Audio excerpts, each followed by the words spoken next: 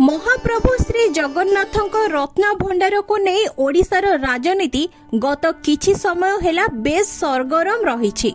रत्न भंडार खोलिबा को नहीं सरकार को ठारू आरंभ करी साधारण रे आलोचना मध्य चली। तेबे केते रहस्यमय महाप्रभुंक रत्न भंडार और सेथिरे कोन सब रही। महाप्रभु जगन्नाथ जेतिकी रहस्यमय सेतिकी रहस्यमय हेउछि तांकर रत्न भंडार।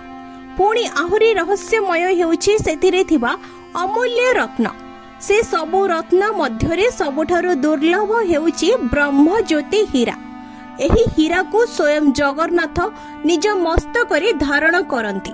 महाप्रभु धारण करुथिबा रत्न खंचित चितारे केंद्र थाए एही ब्रह्म ज्योति हीरा। थरे एहार मूल्यांकन करबाकू तिरुपतिरु जणे जहुरींकु डका जाइतिला। रत्न भंडार 26टी हीरार मूल्यांकन करबा परे से कोनोसी एक अजणा कारणरू आउ मूल्यांकन करबाकू मना करि देइथिले। कहिथिले जे रत्न भंडार रे खरा पडु नथिबारु मूल्यांकन करबा संभव नहे। किछि समय चुप रहिबा परे से पुणी कहिथिले जे जगन्नाथ स्वयं परम ब्रह्म।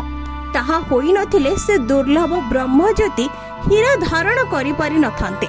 जदि गोटिए विषुव संक्रांति परवर्ती विषुव संक्रांति पर्यंत पिंधा जाए तेबे जे कोनोसी वस्तु किंबा पत्थर तरड़ी जीव, किंतु महाप्रभु सारा वर्ष एहाको धारण करंती।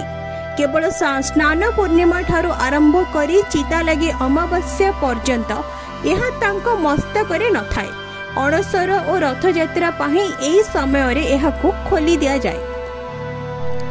शेष थर पाई 1978 मसीह रत्न भंडार खोला जाई अलंकार गणति होइथिला। श्रीमंदिर स्वतलिपि अनुजाई रत्न भंडार को दुई भागरे विभक्त करा जाए। बाहर और भीतर रत्न भंडार। बाहर रत्न भंडार रे रहिछि मोट 150 प्रकारर अलंकार। सेगुड़िकु सुना बेश और अन्य पर्व पर्वाणी रे चतुर्धा मूर्ति परिधान करंती। बाहर रत्न भंडार रे रहिछि चलंती भंडार जेउथिरे थिबा अलंकार दियो मानकर दैनंदिन रीतिनीति रे व्यवहार हुए। अन्य पक्षरे भीतर रत्न भंडार रे रहिछि पुरातन भांगी जाइथिबा और अव्यवहृत अलंकार, पुरातन मुद्रा और अन्य सामग्री। रत्न भंडार रे थिबा स्वर्ण अलंकार एक बड़ भाग राजा कपिलेन्द्र देवଙ୍କ समय रे रही आसीछि। राजा दाक्षिणात्य विजय परे 16टी हाथी पिठी आनिथिबा धन रत्न को महाप्रभु को उत्सर्ग करि देइथिले। यहा पूर्वरु मध्य गंगवशी राजा अनंग भीमदेव विभिन्न राज्य जय करी विपुल सुना ओडिशा को आनिथिले और ताहार एक बड़ भाग श्रीमंदिर को दान मध्य करिथिले।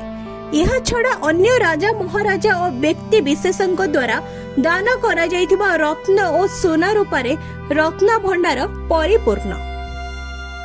लोक विश्वास अनुसार रत्न भंडार रे एक रहस्यमय सुडंग रहिछि। एही सुडंग पथडी केउ स्थान को जाइछि ताहा एपर्यंत जणा पड़ी नाही। ए संपर्क रे श्रीमंदिर पूर्वतन प्रशासक स्वर्गतः रवींद्र नारायण मिश्र थरे कहिथिले जे तांको समय रे तड़हु करण सुदर्शन पट्टनायक रेकर्ड रे एही सुडंग संपर्क रे उल्लेख रहिछि। भीतर रत्न भंडार रे एक गुप्त सुडंग पथ रहिछि। बहु वर्ष तळे उक्त सुडंगर लंब और गभीरता मापिबा को जणे व्यक्ति को एक दौड़ी लगा शिकारी बसाई ता हातरे मशाल धराई छड़ा जाइथिला। किछि बाट गला परे दौड़ी धरिथिबा लोकमानक हाथ को हल्का लागेबारु सेमानकर संदेह हेला। सेमाने दौड़ी को ऊपर को टाणी देखिबा को पाइथिले जे सेथिरे लोकटी नाही और शिकारे मशाल और 2-3टी मल्ला पारा लागिछंती।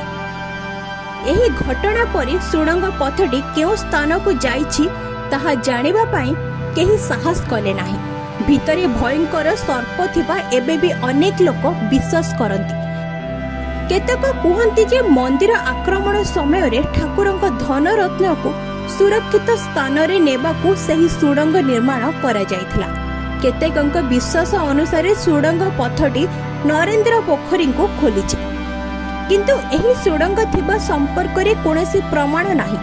एपरिकी एपरी कोनोसी सुडंग नथिबा सुभद्रांको बाड़ग्राही रामचंद्र दास महापात्र कहिसंती, किंतु एहा सत जे जुग जुग धरी महाप्रभुंकर रत्न भंडार एक रहस्यमय स्थान होई रही आसीछि।